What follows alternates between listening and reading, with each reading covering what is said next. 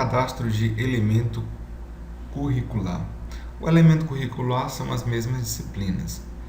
Então, eu posso vir em registros acadêmicos, elementos curricular. Então, elemento curricular, eu venho aqui, eu posso pesquisar por aqui, ó, por tipo, ou posso incluir. É muito importante vocês terem atenção aqui nesse cadastro. Temos aqui uma particularidade. A gente vai cadastrar a unidade organizacional, vamos cadastrar o curso, vamos cadastrar o tipo do elemento curricular.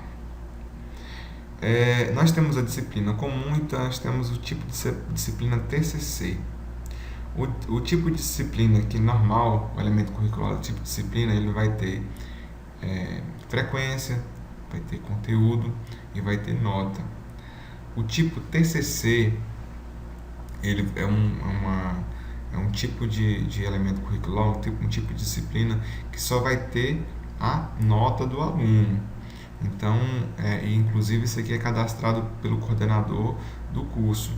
Então tem um módulo específico para registrar o TCC, não é pelo módulo do professor. Então, por aqui eu cadastro as disciplinas e por aqui eu registro o TCC, correto? No nosso caso, eu vou cadastrar uma disciplina para mostrar nesse vídeo que eu vou cadastrar uma disciplina e vou cadastrar uma disciplina de TCC posteriormente para vocês.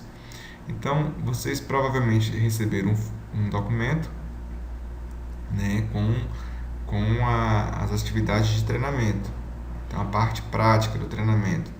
Se vocês olharem ao final, vai ter aqui as disciplinas. Então a gente vai cadastrar aqui, por exemplo, a primeira disciplina.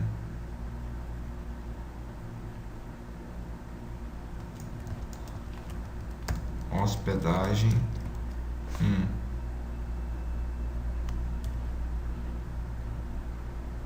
O código, eu vou colocar 001. Carga horária, vamos lá para ver qual que é a carga horária.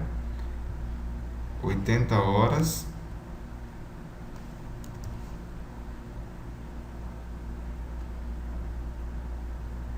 A quantidade de créditos aqui